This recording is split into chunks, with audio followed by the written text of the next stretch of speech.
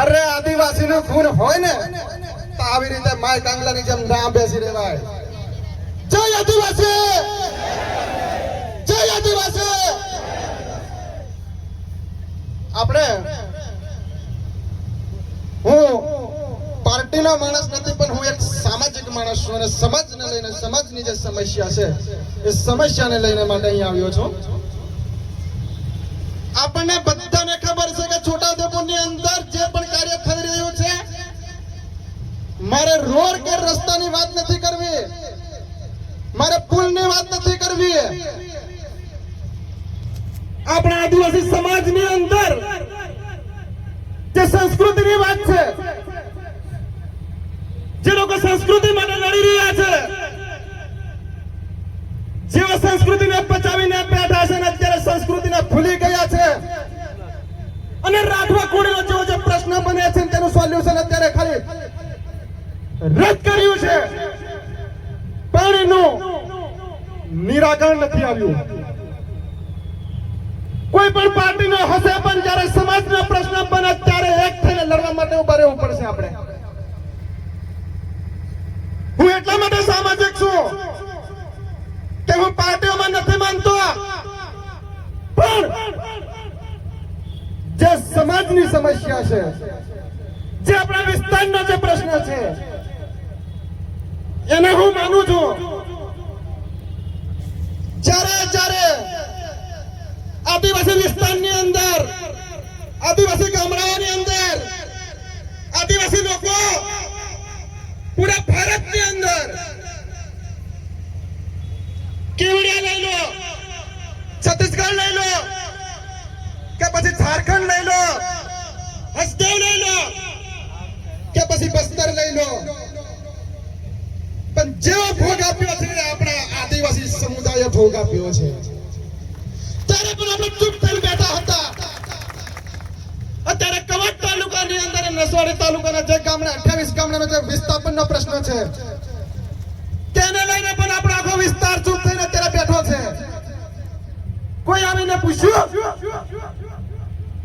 જે આપણા નેતા, જેને આપણે પ્રતિનિધિ તરીકે જેને આપણે મોકલ્યા, એ લોકો ક્યારે આવીને આપણા પ્રશ્નને સોલ્વ કરવા માટે આવીને આપણને મળ્યા? શા માટે? નેતાઓ ગદ્દાર નથી, પણ એને ચૂંટીને મોકલનાર આપણા લોકો પણ ગદ્દાર છે. જ્યાં સુધી આપણા લોકોના ખૂનમાં ગદ્દારી હશે ને ત્યાં સુધી આપણે સારા પ્રતિનિધિને આપણે ક્યારે મોકલી નહીં શકીએ. ખાલી તાળીઓ પડવાથી કઈ નહીં થાય. આપણે જે સમાજની સમસ્યાને લઈને જ્યારે કોઈ પણ વ્યક્તિ હોય, અત્યાર સુધીમાં આગળ આવ્યા, કોઈએ કીધું અમારા જે 28 ગામડાના વિસ્થાપનનો જે પ્રશ્ન જે વખતે 2020 ની અંદર રેર અર્થને લઈને જે એક પરિપત્ર બહાર પાડવામાં આવેલો, એ પરિપત્રના અનુસંધાને જ્યારે ગીતાબેન રાઠવા જ્યારે બોલે છે, ત્યારે ગીતાબેન રાઠવા નથી બોલતા, પણ ત્યાં ઉપરથી હાઈકમાન્ડ દ્વારા લખી આપવામાં આવેલો પત્ર વાંચે છે. એ બોલતા નથી અને એને વાંચતા નથી આવડતું. ત્યારે પણ આપણે પ્રશ્ન થવા જોઈએ, જે ભણેલા ગણેલા યુવાનો અત્યારે બેઠા છે, એમને પણ પ્રશ્ન થવા જોઈએ કે આ વ્યક્તિને વાંચતા નથી આવડતું, તો એ વ્યક્તિ આ વસ્તુને સ્વીકારી જ કેવી રીતે શકે?